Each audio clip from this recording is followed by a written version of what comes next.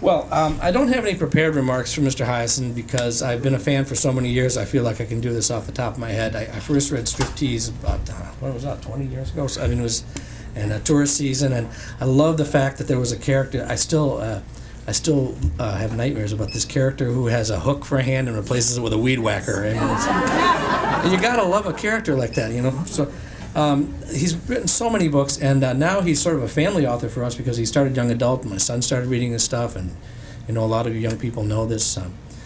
He has a great talent. He covers a lot of ground. He's also in the newspaper business, and along with Dave Barry, he is sort of the Bloomsbury Group of Florida, I think. So I'm just going to, without further ado, introduce Mr. Carl Hiaasen.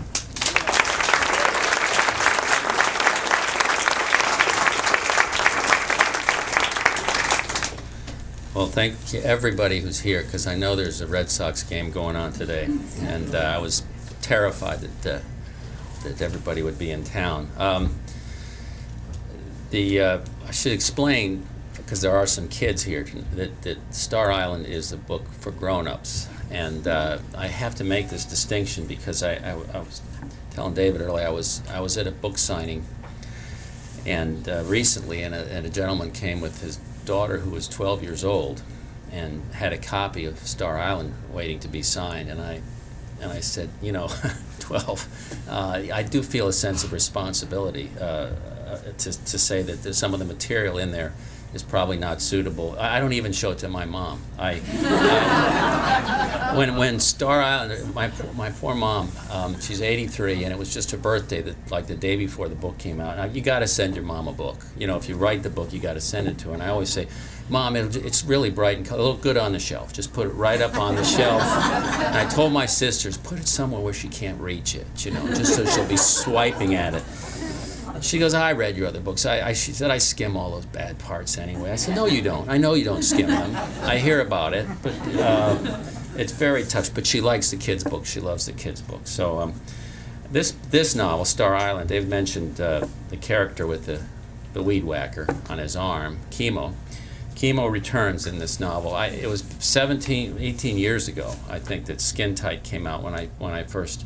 Chemo had his little accident with the Barracuda in that book, and he was not a good guy. He's not really a model citizen, and he was at that time he was a bouncer at a punk club, ironically on South Beach, which is where the new book is set, and he, through circumstances that I won't explain, he ends up in the water in Biscayne Bay, and a Barracuda takes off his arm, and I thought he was such an unusual character. He's almost 7 feet tall, never played basketball, which is in itself a burden to have to live with when you're that tall. My brother is quite tall, and he spent his whole life explaining to people why he never played professional basketball. And he's bitter on the subject, and he gets almost violent when it's brought up.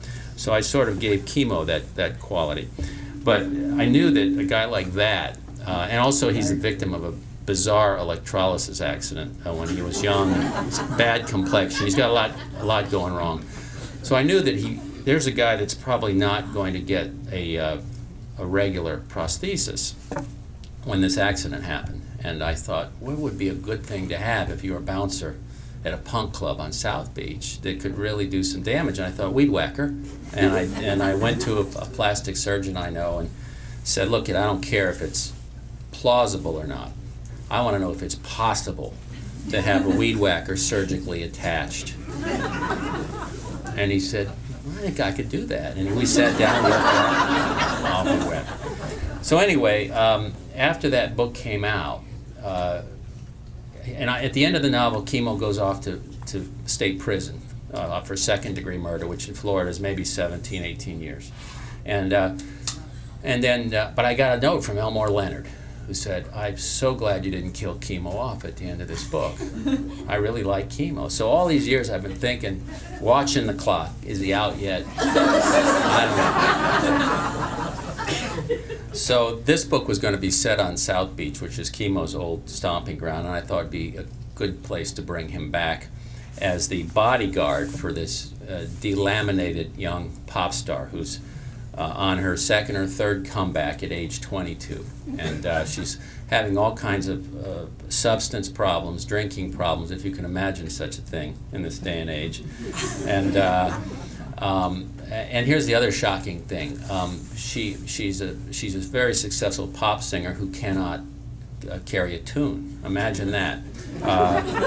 She has to lip sync practically her menu, her breakfast menu in the morning. She's really as vacant and empty a character as I've ever created, and it was a blast actually to have, because we've gotten to the point where people are sort of dodge the issue of stupidity in public life. And the fact is that there are a lot of people that we read about every day, we buy the magazine, who are dumb as a box of rocks. And it's really not their fault. And so but they are, and you have to acknowledge that there's nothing going on between the ears. And if you're in journalism like I have, and you've interviewed a fair amount of well-known people, some are brilliant, captivating, enchanting. Others, you cannot believe they managed to get into the car this morning and get themselves to the interview. You're going, what? They're really beyond stupid. And so Cherry Pie, who is that's the stage name of this poor girl in the novel, she can't help it. She's just got nothing going on, but she's a huge star. So Chemo is brought in as a bodyguard. Everything's kind of crashing down around her. A tour is about to happen, new CD, everything. And she's in such bad shape that they have to hire an actress to portray her at parties because she can't even party. She's so... So the actress is sort of the heroine of the novel, and at the center of evil is a paparazzo. I've been wanting for so many years to put a paparazzo in one of my novels, but I had to figure out something horrible that would happen to him at the end before I put him in the novel. It's obligatory if you create a character that despicable that you just can't have him keel over from a heart attack in chapter 27. It's just anticlimactic. Is that all? Is that all they get for being that bad? No, you have to construct a better. These are all literary insights, by the way. I always think of something hideous to do to these characters. So this guy's name is Bang Abbott. He's a defrocked newspaper guy. He sort of slunk out of the newspaper business and seamlessly moved into the world of celebrity stalking, which is what paparazzi was. The last book I did, called Nature Girl, I had a telemarketer in that book, and I thought, okay, what's lower on the food chain than a telemarketer? Paparazzo, and so I was really drawn to the idea of turning him loose on South Beach, and he's obsessed with Cherry. Bang's problem, if you read the novel, is that he had been waiting pretty much his whole career in celebrity journalism for Michael Jackson to expire. He had prepared in every way to be there in front of that mansion on Holmby Hills to get the body shot, which is what they all want, to get the stretcher shot. And he had bribed EMTs, 9/11, he sent Dodger tickets to a 9/11 operator, said, you let me know if you get a call from this address. But he was on the other side, he was in the Bahamas, stuck in the Bahamas when Michael Jackson died. So it's left him scarred, it left him professionally demolished, that he wasn't there to participate in that morbid frenzy. So he's determined to be there the next time a celebrity crashes and burns. And in his mind, Cherry is the one. She's going to go next. She's going to be the next headline, and he's not going to miss out. So he develops a very unhealthy obsession for her, and it advances along in the plot. And the final character that I'll talk about a little bit, another one I brought back because I have to occasionally, is this old ex-governor of Florida. I've dreamt and dreamt of putting skink on South Beach for so long. I just was looking forward to the carnage so much, and it's all vicarious, selfishly on my part. And I just thought he'll have so much fun if I somehow get him up to South Beach. So he has a chance encounter down in the Keys with Anne, the actress. She's trying to get away. She's got a little time off from being Cherry's stunt double. She has a car accident, and Skink is on the scene, and he helps her out. And he only meets her briefly, but he is a fellow who has a sense and sort of a longing for some sort of purity and innocence. and he really likes her. She's smart, she's hip, she's you know, she knows what's going on, and he likes her, and he just kind of thinks. And when she gets in trouble at the hands of the paparazzo, she has one call to make, and she calls him and sort of turns him loose for the rest of the novel. And I have great fun with him also on South Beach. I mean, South Beach is one of these places.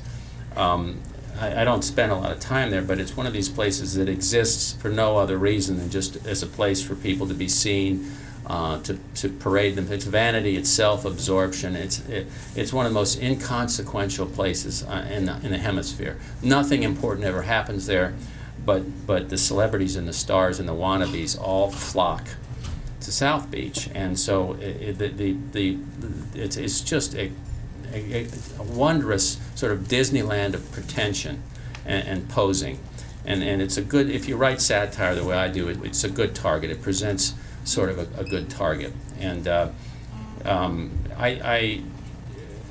worst part about this novel for me was the research, because I had to immerse myself in the world of, read all the tabloids, the magazines, and watch these shows that come on. There's like 6 of them on at night now. Inside Hollywood, Outside Hollywood, Underneath Hollywood, Access Hollywood, you know, Showbiz Tonight, Showbiz Yesterday. And through this, but if I wanted the book to be contemporary and authentic, I had to have the references that people would get right away. You know, and for instance, I had no idea there are these people called the Kardashian sisters. I thought it was like a lounge act in Sunny Isles. I had never heard of them before, and I'm from Florida. I mean, Miami. No, never heard of them. But apparently, I don't even know how many of them there are. But they're there, and they're all over the place. And the Miami Herald spends more time writing about them than you know, about the Florida legislature. So I had to educate myself as to who these people are and what they have done to become famous. And that's the riddle in this country now, is when you, for instance, the other day I was watching the news, you know, hoping for just a shred of something, maybe about Afghanistan. I think there's a war going on there, a recession, maybe something. And there was a big story on the news, one of the news stations here in Boston, about some woman who's getting a divorce. She's a reality TV star. Now, how do you star in reality, by the way? I don't even know how that's possible. Anyway, she's some reality whose claim to fame was she's had 17 or 18 plastic surgeries. She's been completely remade from head to toe, and she fell in love with another reality TV star, and they got married. And stunningly, after 11 months, the marriage is on the rocks. I fell out of bed. I couldn't believe it. I don't even know who she is, but they talked about her as if she was supposed to be as familiar to us as a person as Michelle Obama or Nancy Pelosi or anybody else. I mean, it was just throwing the name out there like I'm supposed to know who she is. And researching as a trained journalist as I did, I found out about all the various plastic surgeries and how proud she was of them, and happy to be a new person and happy to be in this new romance. And now her publicist, they all have publicists, don't they? We should all have our own publicists. I think if the Kardashians get their own publicists, we deserve our own publicists. But anyway, this stuff, it just never ends. And so the worst part of the novel was just immersing myself in this swill and trying to get a handle on this world. And I had a friend, in the novel, Cherry is just kind of really sort of harmlessly rolling along with her fame, up and down as it is. And they're getting her ready for the new tour. And there's no singing involved for her. It's just, can you lip sync? Can you even remember the words to your songs? Just to move your mouth, make it look like you know the words. And so they've got her an earbud where she's practicing her own lyrics, and this is going on. And it's an absurd sort of scene, but it is reality. I had a friend whose brother was a roadie, and in South Florida, and Britney Spears came to town for a concert. And I said to Jack, I said, well, how'd that go? How was that sound check? And he laughed. He goes, sound check? There was no sound check. It was all taped, every single note. It was just a question of getting her synced up so that she was singing along with the tape. He said it was a joke. They had no musicians there. They had nobody. It was just an absolute put on the CD and let her sing. And for this, she's paid a huge amount of money, and this is what passes for talent in this country right now. So it was all good material, right material for me. I will tell you one story, because I get asked this a lot. They always say, have you had any brush with that culture, the paparazzis? And I have to laugh, because novelists are the least interesting people in the world. I mean, the idea that anyone would be interested in our personal life is quite funny. But I did have one brief thing. In I think it was 96, when the movie version of Striptease came out, with Burt Reynolds and Demi Moore, and there was a big premiere in New York. And they invited me, because they sort of, well, your name's on the book, why don't you come up? So I go up, and first of all, there's a red carpet.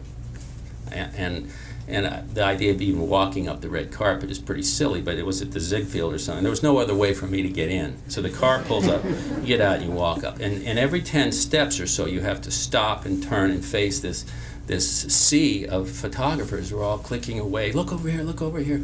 And I do this. I do my little perp walk up the red carpet for about the third stop, all these voices in unison. Turn, and as soon as I'm getting ready to leave, all of these people at once start yelling, "Who are you?"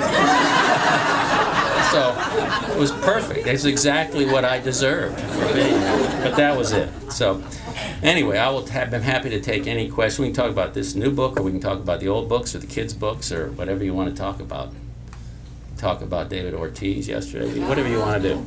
Mick Stranahan going to return? Mick Stranahan, he was back in Skinny Dip. I brought him back, and I don't know what I'm going to do with him next. I like him a lot. He's a good character. That book that was optioned by Mike Nichols when it first came out, and so what happens is those characters get tied up in Hollywood litigation for a while. So now the option has lapsed, and I think I'm free to do something with Mick again. But I have to be really careful. Especially with Skink, because he appears in a lot of different novels, so I have special language in the Hollywood contracts that always let me. I keep that guy. You can't have that guy. You have to call him something else. Yes, sir. Speaking of pretense, are you going to try to do any novels with BP? I get asked a lot. BP right now. I'm so. I mean, it's hard to improve on Tony Hayward. I mean, honestly. Yeah, that's the trouble right now, is trying to stay ahead. It is a tragedy, and I'll probably need a couple years to get a sort of a perspective on it. Like when Hurricane Andrew hit South Florida, I wrote a novel a couple years later called Stormy Weather, really based on what happened after that storm, because that's when the satirical and crazy stuff happens. It's not the actual tragedy, but the aftermath when you see this silly behavior. I wrote in a column that Tony Hayward reminded me of this guy. I don't know if you're Monty Python fans, but there was a great Monty Python sketch, the pet store sketch, where the guy comes in with a dead parrot, and the pet store owner kept saying, "The parrot's not dead. It's just sleeping. It's just dozing. It's just napping. He's a little under the weather." And that's what Tony Hayward was those first. There's no problem. We'll get a handle on this. The parrot's not dead, and that's what he reminded me of. So it's very hard to stay ahead. I mean, it's more and more of a challenge when you're sitting down to sort of map out a novel about something. The real fear that you have is that whatever you write will eventually come true. And it's happened to me more than once, where I wrote scenes that were, I thought, so twisted and so unsettling, so improbable it would never happen. And then I get letters from people saying, "Oh, you heard about this?" And I read they send me a clipping, and it was worse than what I'd put in the novel. So I think it's a huge challenge. Yes, ma'am. Hi, I love your writing. I love your books. Thanks. Did you major in journalism in college, or did you always want to be a writer? I'm just curious. Well, the question is, did I major in journalism in college? I went to Emory for 2 years in Atlanta. I majored in English until I realized, as an English major, that even in those prehistoric times, there were no jobs for English majors. And I did want to work for newspapers, so I transferred back to the University of Florida and got a degree in journalism at the University of Florida. But I always wanted to write. I knew I would write books someday, but I also knew that I had to sort of learn how the world worked. And the other great thing about the newspaper business is that it teaches you to write under the most improbable conditions. So there's no such thing as writer's block. or else you have unemployment block. You can't go in and say, you know, I'm just not in the mood today to cover that sewer board meeting. I'm just going to sit here and think about something brilliant. And I said, well, you think on your own time, goodbye, you're fired. So the training you get as a newspaper reporter is very good, the discipline for writing. Secondly, all the senses that you would use covering a big news story, whether it's a plane crash, God forbid, or whatever you're covering and writing about, everything you use, including the ability to listen and hear how people really speak, are very helpful when you sit down to write a novel. Nothing chafes me more than to pick up a novel, I'm reading along, it's going to, then some character gets up and speaks for 3 pages in a monologue, perfect sentences, perfect grammar, perfect syntax. Nobody on the planet does that. It's the most unrealistic, it's such a false note in the story that I slam the book shut, because whoever wrote that doesn't listen to how people really talk. You know, and when you're writing, especially contemporary novels, you want it to be authentic. That's one of the things that Elmore Leonard does so brilliantly. The dialogue is amazing, and so all that comes, I think, it helped me a lot to be on the street as a reporter for years doing that. Thank you. Yes. Yes. Hi. Little hand. What was your inspiration to write the book Scat? Excuse me? What was your inspiration to write the book Scat? Scat. Well, I was right. You know, I started with these for the kids with this book called Hoot, which was sort of right out of my own childhood. The story of those little burrowing owls. That really happened to me and my friends. So the response was so wonderful to that book that I was just going to write one, and then I decided, because the kids were I just got so much mail that I would keep writing. When I got to Scat, which is a book about panthers, again, that was about some stuff that was really happening in Florida. The panthers are almost gone. We've only got about 60 left. And they become sort of this mythological creature. Most people, we got 18 million people in Florida. I bet probably less than 100 have ever even laid eyes on a real panther. They're very elusive. They've never attacked a human. But when I was growing up as a kid, when I was out in the Everglades a lot and hanging out and hunting, well, I didn't hunt, but fishing and catching snakes and stuff, the big thing we always did hope to see was a panther. It was such a cool thing. We always wanted to just lay eyes on one, to say we saw one, you know, like a unicorn almost. So I wanted to recapture some of the cool feeling that was to be out there knowing that they were watching you, but you'd probably never see them. And I just wanted to put some of that in a book, and along with write about what's happening to them, what's happened to them in the state, which is a tragedy. And I have friends that have been working on the panther program for a long time, trying to keep the species alive, and so I just wanted to work all that in. It's a cool animal to still have, and I just remember, I mean, I only seen one in my whole life that was wild, and it was, you know, probably about 15 years ago, but they're you know, it was just a neat thing when you were a kid to be out there, you know, and I wanted other kids to know how that felt. That's why I did that. Yes, ma'am. I always wondered why you didn't do a book about the 2011. Again, the 2000 election, how do you improve on that? There's no way to write fiction about that. It was beyond preposterous in reality that I couldn't have improved on it one little bit. And the whole cast of characters was on both sides was quite extraordinary, and I didn't see how I could do any better than what really happened. You know, it was tough. So, yes, sir. What do you think of Jeb Bush? Jeb Bush. I'll tell you a true story that Barbara Bush said to me one time at a gathering. We did a literacy thing. I did a literacy thing with the Bush family. And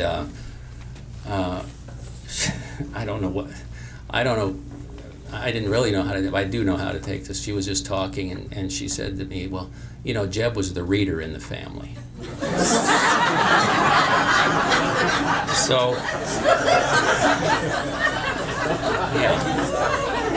And you got it. He's a smart guy. I think he means it when he says he's not running for president. I think his time in Tallahassee, I think, took a toll on his family, his personal, and I think that I think he likes being a private citizen. He has a lot of clout in the Florida Republican Party, and I don't think he has an appetite for it. And I think he's smart enough to know that his last name is not going to help him right now. And And I don't know that he's that ambitious to want to do it.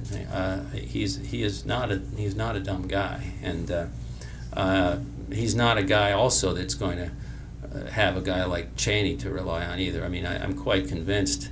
You know, the rumor for so long time in the family was that Jeb was the one that both the parents thought would make a run for it.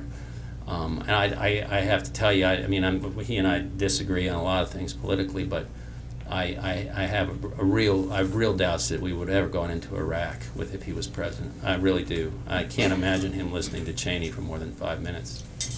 So he made his own calls when he was governor.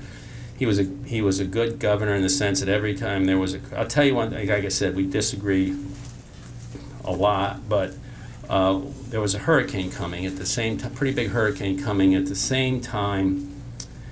The Republican National Convention was being held one summer, and Jeb was going to be one of the keynote speakers in prime time at a time when his brother was still riding pretty high in the polls. Now, there aren't very many politicians that I know who would turn down a chance to be on national television prime time during the convention. Jeb said no thanks. He stayed in Florida and just went from emergency center to emergency center. He'd already been elected. He wasn't running for anything, but he stayed for the hurricane, and I respect him for that because I know a whole lot of politicians who would have done that. So anyway, that's my take on him. How did you come up with the character Skink? How did I come up with Skink? I'll tell you, it's very interesting because this is a classic case of when a character surprises you. He was going to be a walk-on. It was a book I wrote called Double Whammy, which was about murder and corruption on the professional bass fishing circuit. You know, I was trying desperately to beat Mailer and Cheever and those guys because I knew that's where they were headed, was bass fishing. That was the next big. Tom Wolfe was going right to bass fishing. So anyway, I needed a hermit guy. There was a scene that I had in my head. I needed a hermit guy, and so then you just sort of riffed on that. And I said, what kind of guy would he bump into here? Probably a former governor of Florida who'd gone nuts, living out in the woods, half naked, eating roadkill. The roadkill eating thing came from, I was inspired by a story I'd clipped out about a Pennsylvania state trooper who was like the roadkill king of the Northeast Corridor.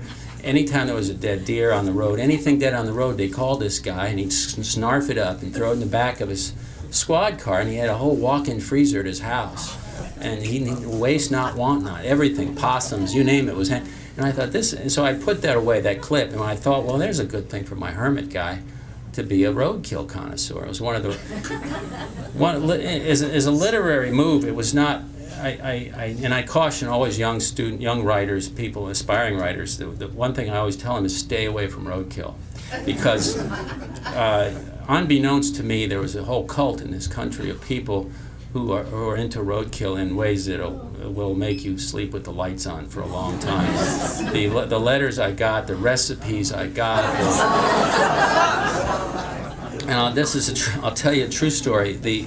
I was at a book signing after Double Whammy came out, and I was at a book signing outside of Chicago, and I see a guy with something behind him. No, it's not. It's better than that. And I like you. I'm just. From my years in the newspaper business, I don't like to see people approaching me with their hands concealed.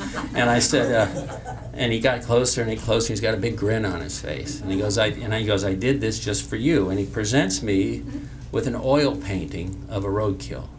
And it wasn't an abstract painting either. It was disturbingly detailed of a little roadkill scenario, and you could see the tire treads across this little ball of fur. I don't know, it was a beaver or a wolverine or a mink or whatever the heck it was. And he'd done this elaborate, and he was very proud of it, and he was bringing it to me, and all I could think of, I was trying to think of the process that led up to this. Was he at home cooking, and was there a screech of the brakes? He grabbed his easel and his pallet, runs down to the road. I mean, or worse, did he run something over on purpose for my benefit? All these thoughts rush through your mind. But anyway, I've gotten much more information about roadkill and people who love roadkill than any. So that was one area that I wish I kind of hadn't explored, or a can that I had of worms that I hadn't opened up. But you have to be careful when you're inventing characters, because you can unleash certain forces in the general public, you just don't anticipate them having an interest. There were a lot of people that took an interest in chemo, in the weed whacker phenomenon. There was a guy in up by Gainesville, Florida, a couple of years ago, who got attacked by a big alligator. And he lost his arm, and it was on the front page of the Gainesville Sun. And I was doing a signing in Gainesville, and I was coming up. I wasn't there yet, but I read in the article they interviewed him in the hospital. And they said, well, what are you going to do now? And he said, I'm thinking I'm having a weed whacker attack on my arm. I'm going, oh, my God, what have I done? So when I went to the signing in Gainesville later, he comes, he shows up, and he's, again, beyond, I'm going, oh, no. And he laughs, he goes, no, I just got a regular one. He said, my wife didn't want me to get the weed whacker. I said, good call. Yeah. LeBron. Yeah, I don't know, I just haven't caught LeBron fever yet. I've been trying to, but I can't. Here's my prediction. How many games do you think they'll have to lose in a row before all those three guys are trashing each other?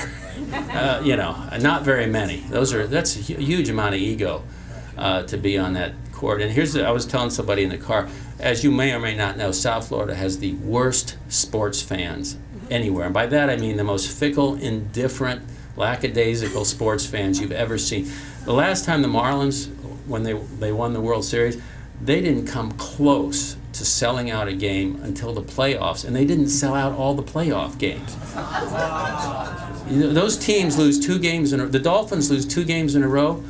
You can shoot a cannon in the upper deck, and you're not going to hit anybody. Everyone goes to the beach. It's the worst sports town in the world.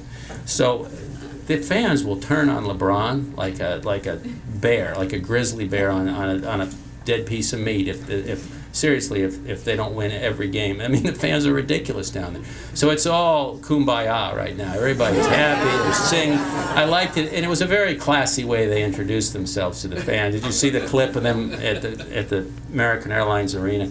Very nice. That's not going to last. So I don't know. I mean, he's a great player. Dwayne Wade they're all great players. But I'm telling you, once it goes sour, it's going to be an ugly business down there. It'll be fun to write about. Yeah.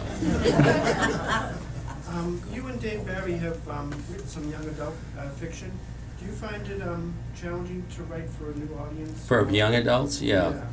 I don't know. I guess Dave is doing he and Ridley do this the Peter Pan thing. I think it's harder for him because he's working with characters that are created by sort of historically beloved characters. I get to create my own characters. The best thing for me, the best advice I got was when I first got the call from an editor who said, "Hey, you ever thought about writing for kids?" And I said, you obviously have never read anything I've written, and you obviously you don't have children of your own, or you wouldn't be making this request. You don't want me writing for kids. I said that. He said, No, think about it. They love humor, they love irreverence, they love the themes of your novels, the environmentalism, the activism, all that, and just give it a shot. And that's where Hoot came from. But it was supposed to be just a one-book knockoff, and I really did it because I had kids in my own family, my nieces and nephews, who've been bugging me to read one of my grown-up books, and they weren't old, and they're 11, 12 years old. I said, no way, lock up the books, don't give them, I can't give them a book of, like with skink in it, or, and there's scenes in there and involving trapezes and everything else, and I didn't want them to see that yet. And so I thought, well, at least I'll have a book I can give the kids in my family to read. And that's how it started for me. And the one great piece of advice my editor gave me was, she said, the one thing you cannot do when you're writing for young readers is write down to them. You can't. You talk to them like you talk to anybody else, and write them that way. And because I never, according to my wife, I've never really advanced much past adolescence anyway, emotionally, it wasn't a great leap for me to go back and sort of tell a story like I was 11 or 12 again, because I've always been a smartass. So it wasn't like I had to find a new voice. I just had to go back to a younger version of the same voice. But it was the best move I ever made in terms of something rewarding. The letters are just phenomenal. But I haven't talked much to Dave about it, but I know he gets a kick out of it too. Most of them seem to have an environmental theme. Is that most of them will have that? I don't know. I only know one place, and that's Florida. I'm not qualified to write about any place else. That's where I grew up, and I was ticked off from a very, very early age about what was happening down there. It made me sick. And I can remember being 6 or 7 years old and being furious at seeing things, places that I loved and knew, just, you know, like in Hoot, when they, you know, those little owls in real life were all bulldozed to death, you know, right near my house. So, I mean, it's not anything that, you know, I can write a funny and I can write an entertaining book about something serious, but I don't know what else to write about. I mean, that's what my frame of reference is for dealing with grown-ups. What do you think about the movie version? The movie version. Well, I think it turned out okay, and I think the kids that have seen it really, really like it. I think we had a tough time because we were dealing with 2 studios, and the notes we were getting back. When you do a script, and Will Schreiner wrote the script, but he would bring it to me every time he got notes.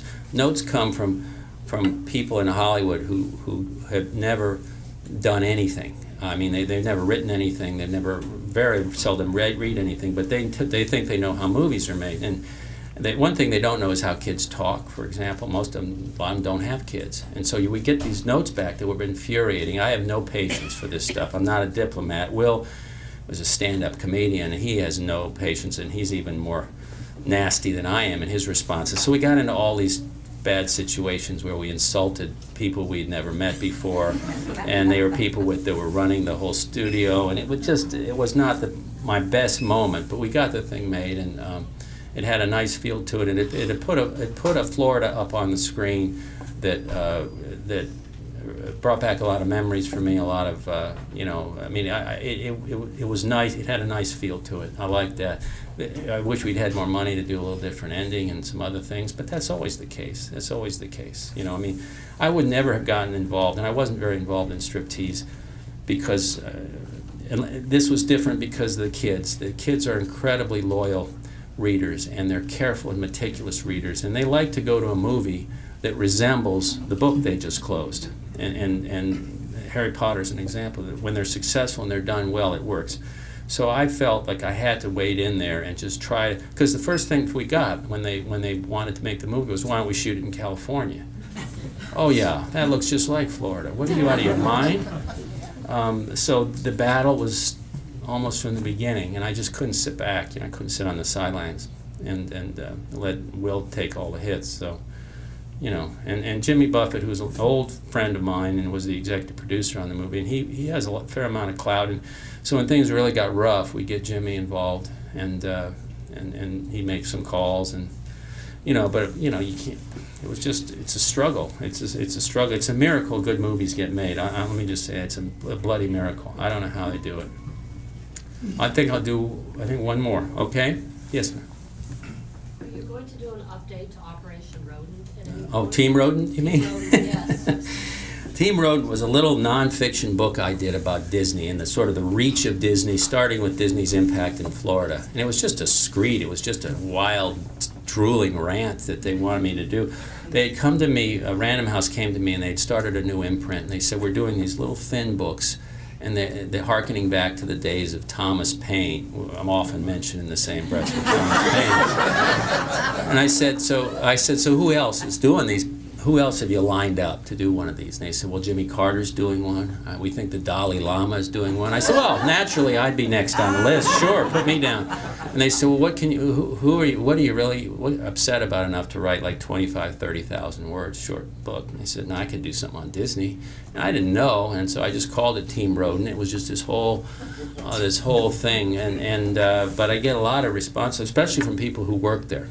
Because there was some inside stuff. I had some sources, people who worked there, and I got these stories that were not terribly flattering. The best part of that whole experience was that I had the same publisher that was doing that book was doing Michael Eisner's autobiography. Eisner was CEO at the time. So Eisner gets wind that there's this little book lurking around that might not be all that flattering to Disney, and he calls my editor up and he demands to see the manuscript before the book's out.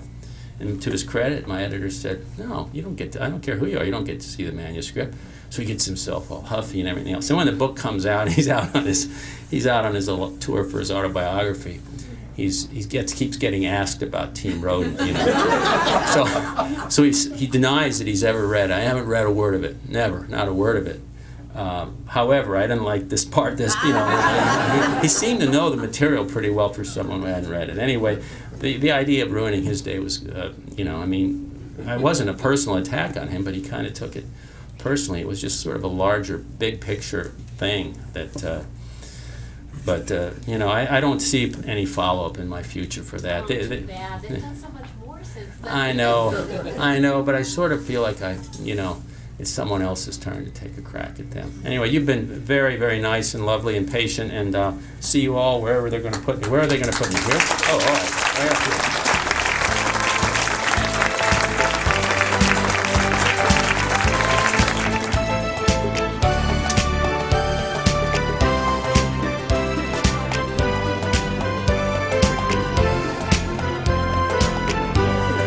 Absolutely, yes. Is this for you? That's one of them, of course. So he's going to get your picture?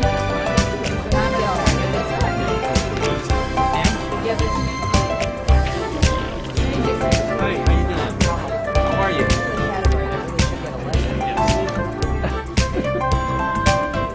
Okay. I got it. See that? Okay, work. Thank you so much. Thanks for coming.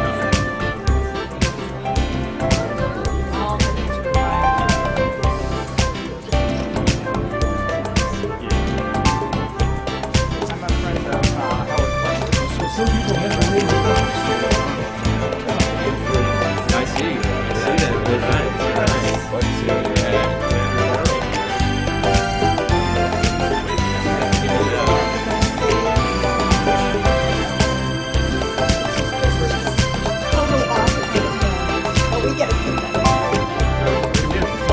I've been up to my house. I don't think